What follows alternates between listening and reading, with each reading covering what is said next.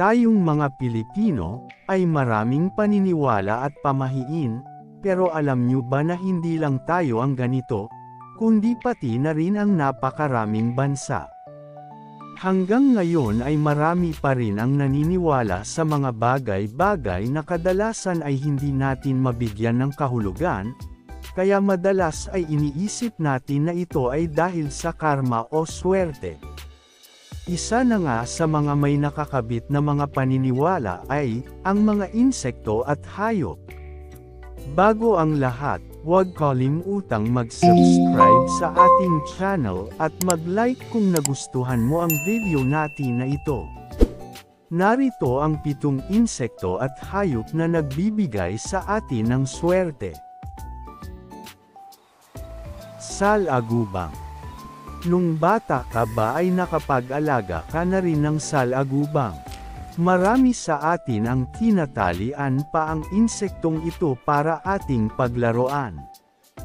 Pero hindi ito isang laruan. Ayon kasi sa paniniwala ng mga Egyptian, ito ay nagbibigay ng swerte. Kanila pa nga itong sineselebrate dahil sa kanilang kakayahan nilang magamit ang kapangyarihan ng araw. Dahil dito, naniniwala ang mga Egyptians na nakakapag-transmit ng swerte ang mga salagubang mula sa araw papunta sa mga tao. Palaka.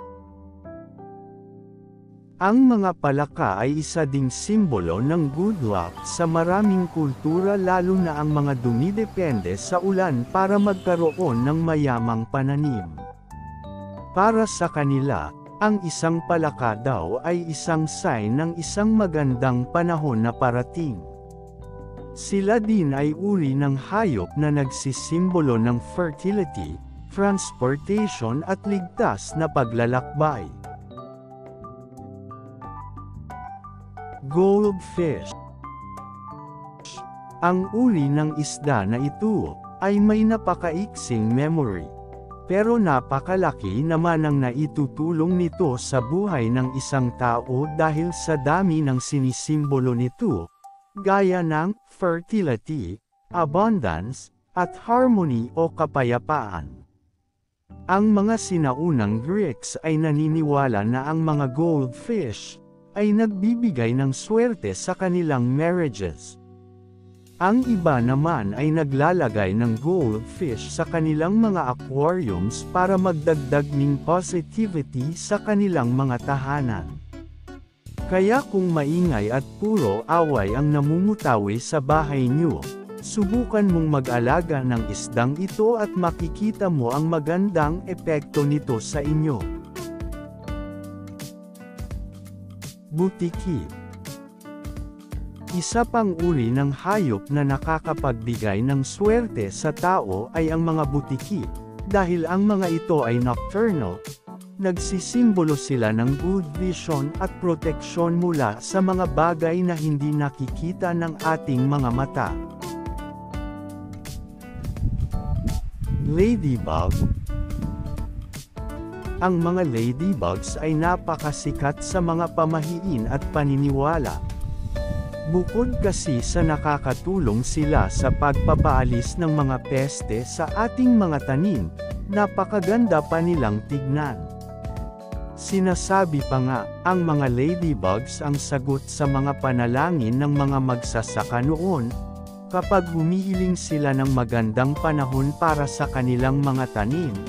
Pinaniniwalaan din na kapag damapo daw ang insektong ito sa taong may sakit, ililipad nito ang sakit na mayroon sa taong dinapuan niya. Sa ganda ba naman ng kanilang mga black spots, isa din pala itong warning sa mga predators na lumayo sa kanila, parang ang mga problema at malas ay lumayo din sa taong dadapuan nito.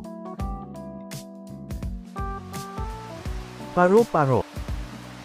Ang mga paro-paro ay isa ding malaking tulong na insekto sa mga tao. Isa sila sa mga magagandang tignan kasama ng makukulay na bulaklak sa ating hardin o bakuran. Ang mga paro-paro ay sinasabing nagre-represent ng ating mga mahal sa buhay. Sa kultura ng mga Hapon, ang bawat isang paro-paro ay naglalaman ng kaluluwa ng isang tao.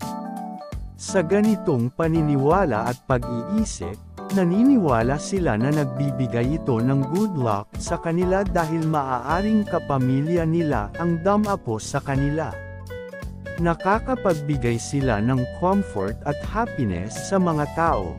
Ang mga paro-paro din ay isang sign na may darating na bisita sa inyo kapag ito ay pumasok sa inyong bahay. Bukod dito, nagre-represent din sila ng kung anong panahon ang darating. Ang puting paro-paro ay summer, ang yellow ay for sunshine, at kapag black na paro-paro naman ay bagyo ang paparating. Gagamba. Para sa nakararami, hindi magandang simbolo ang pagkakaroon ng gagamba at puro supot sa bahay nyo. Pero ayon sa mga pamahiin, isa din pala itong sign ng good luck. Kasama pa nga sila sa mga pieces of jewelry, clothing at mga charms na nasusuot bilang sign ng good luck. Kilala ang mga gagamba sa kanilang solid work ethic sa paggawa nila ng kanilang detalyadong webs na kung saan nagagamit para makahuli ng kanilang prey.